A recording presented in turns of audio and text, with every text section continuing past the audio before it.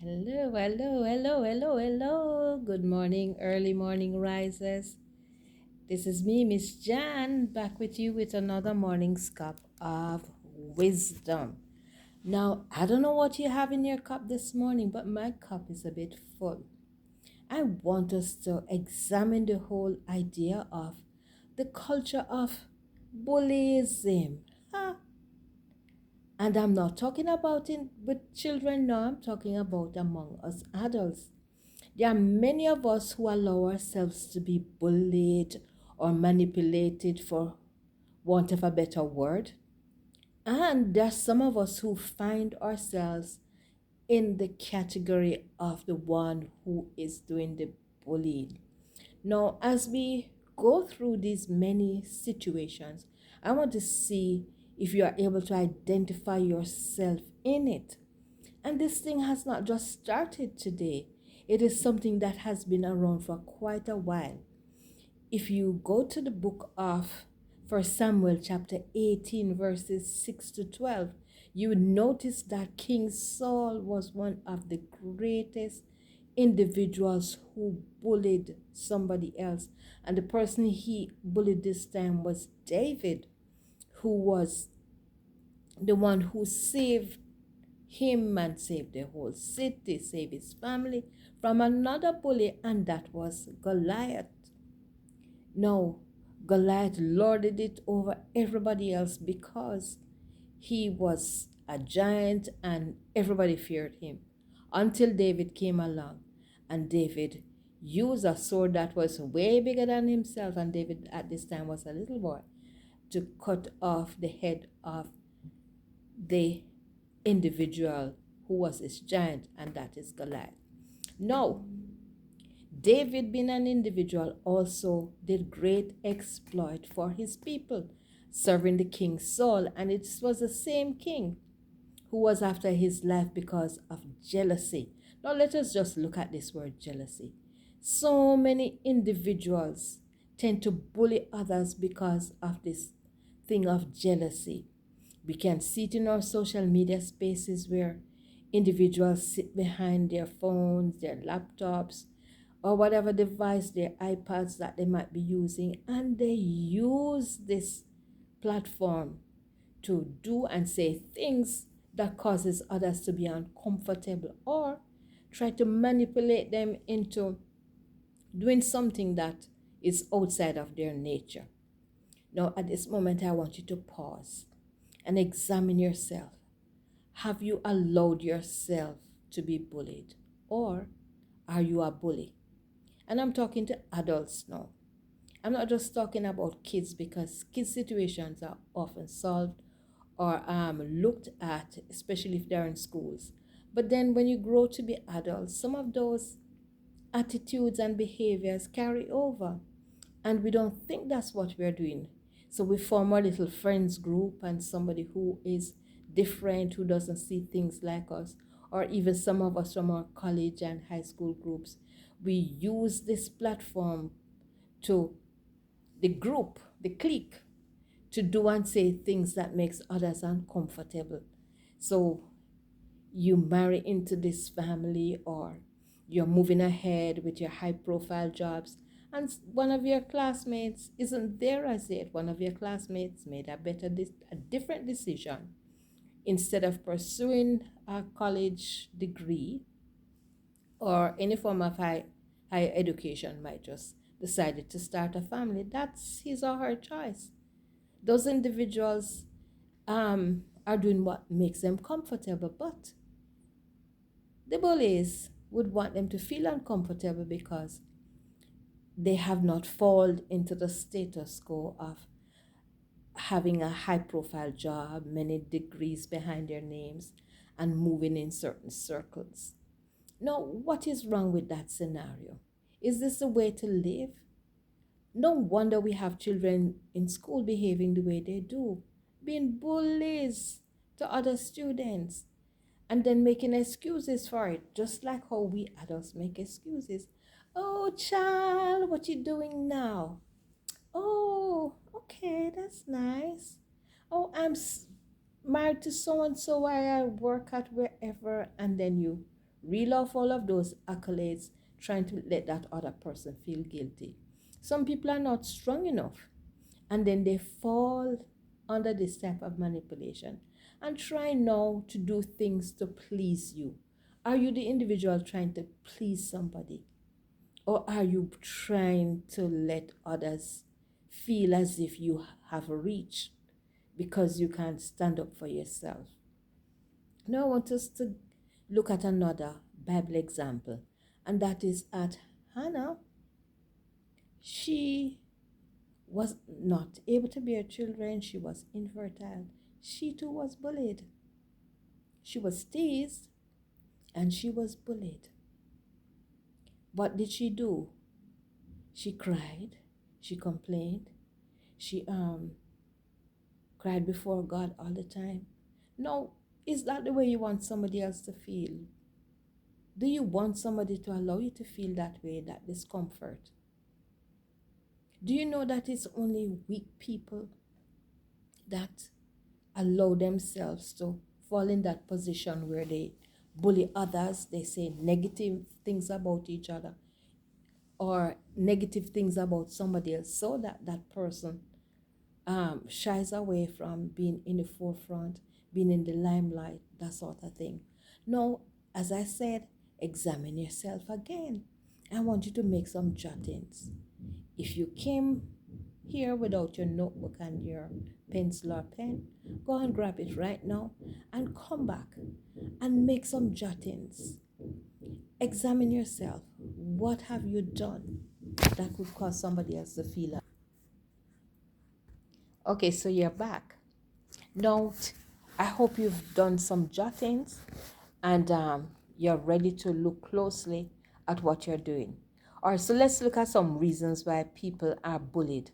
Some people are bullied because they are different. In some societies, you have different tribes, different races, and people look down on others who they feel don't measure up to the standard, society's standard or their group standard.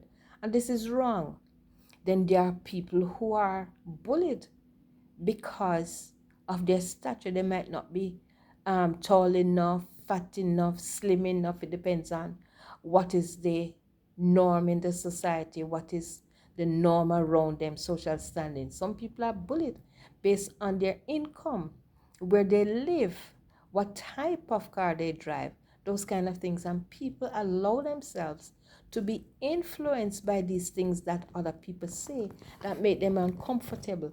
The standards that people try to set for them to make them feel that if they don't have this type of car, if they don't live in this type of neighborhood, if they're not married into certain type of families, if they are not living a certain lifestyle, something is wrong with them. But can I tell you that nothing is wrong with you?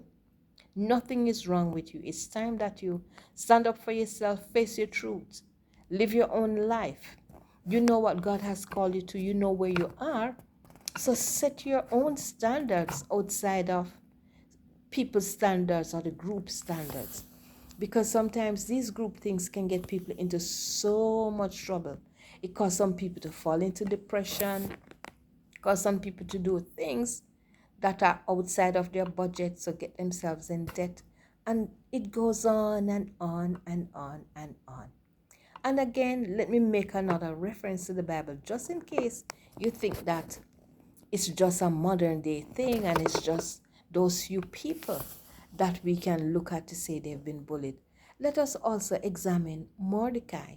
Mordecai also bullied the people who were not from his culture. Not Mordecai.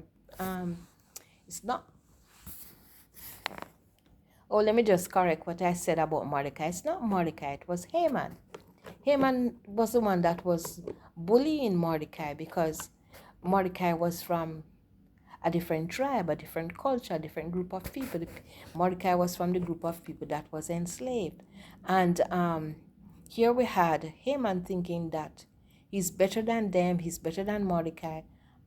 Go as far as plan to kill him, because he had the king's ear. He made all kinds of plans and made all kinds of representation before the king, so that he would try and get rid of um, Mordecai. The good thing is Mordecai knew how to resist, knew how to stand up for himself. And I'm saying that as adults, we should not allow ourselves to fall under the peer pressure of our families or our friends, because sometimes it is in our own families, because we're manipulated. Our families think that we're not moving fast enough, we're not keeping up to the family name, or it could be wanting, comparing with the neighbors, the people in the community who are moving in a certain way, you know, and people who lack the whole emotional stability sometimes find themselves being bullied or feeling uncomfortable. People who sometimes tend to be weak, who are uncertain of themselves, uncertain of what they want, they allow themselves to fall into this category. And then the whole social status, social class thing, where you think that you are better than, or you think that you are less than, all of these things. And it comes with the whole idea of somebody who wants to control. The controller is always the one who is the one manipulating. But sometimes, if we think about it, if we think deeply into what might have gone wrong, we recognize that this individual who is doing the manipulation is the one who needs help. Sometimes these people are hurting. We don't know what would have gone on in their background. Like, for example, with King Saul, King Saul was insecure because when they went to war and came back, there was this whole song and dance about David and how David was so good and all of that. King Saul was jealous. Sometimes people are driven by jealousy and they allow themselves to get carried away and then do and say things that makes other people uncomfortable, sometimes to the point of wanting to kill them. Let's also look at the 3 Hebrew boys. Because they would not do what the king wanted, then they find themselves in a place where they were being persecuted. And it's just because they would not bow down and give praises to the king. They worship their God. They would not eat the king's food either. And that caused them to be persecuted. Now, what is wrong with being different? Why is it that society feels that everybody should be the same? Wouldn't it be a boring society if everybody is the same? Everybody is like cookies. You just use a cookie cutter. Same size, same shape, same color, same everything. That's boring. So why do you expect all individuals to be alike? Why do you want everybody you know to be like you? Everybody can't be like you. Everybody can't be in the same job. Everybody can't drive the same type of car. Everybody can't live the same place. Have you ever stopped to examine yourself? Those who allow themselves to be manipulated and those who are pushing this kinds of thing on others. Have you ever stopped to think that something is wrong about this? Something is wrong about the thought process? It is sad to say that sometimes the church helps to perpetuate some of these things, where we allow people to feel inadequate because of their infertility issues. The church, as well as the families, you keep applying pressure on the individual who might not be able to have a child. Some people might even choose not to have a child any at all, or they're not ready. Even the same thing with marriage. Sometimes it makes families and even the church makes it so that if somebody is not married by late 20s, then they start to apply pressure. Something is wrong with them. Nothing is wrong. Every individual is different. Some younger persons might be able to handle the marriage, the stresses that comes with it, the responsibilities that comes with it. Not everybody is emotionally ready at the same time. Neither are they financially ready at the same time. So we should allow people to be themselves, allow them to come into their own without this type of manipulation. As I say, this is our morning cup of wisdom with me, Miss Jan. I hope you get some wisdom about what we're going through this morning. I hope you see some wisdom in standing up for yourself, being your own individual. I also hope you see some wisdom in guarding what you say, guarding what you do, so that you do not apply unnecessary pressure on individuals. No, I want everybody to think about what I've said this morning, make a jottings, come to a decision, come to a place where you want to make change. And as usual, if you want to make change, I want you to say this small prayer with me. Heavenly Father, help me to change my mindset so that I'll not apply unnecessary stress or pressure on individuals to measure up to my own standard. And for those of you who are allowing yourself to be bullied, Heavenly Father, give me the strength to say no. Give me the strength to be an individual, to stand out in my individuality the way you made me to, so that I will not feel pressured into being like others are. Now, if you've said this prayer with me this morning, I hope you mean it. As usual, go right ahead and share this video if you think it will allow somebody else to come into their own. Give it a like, give me a comment, ask whatever questions you have. And if you disagree with me, go right ahead and tell me that you disagree as well. Tell me what you disagree with so that we can have a conversation. Now, bye for now and have a great day. And think about it. Are you manipulating or being manipulated? Have a great day.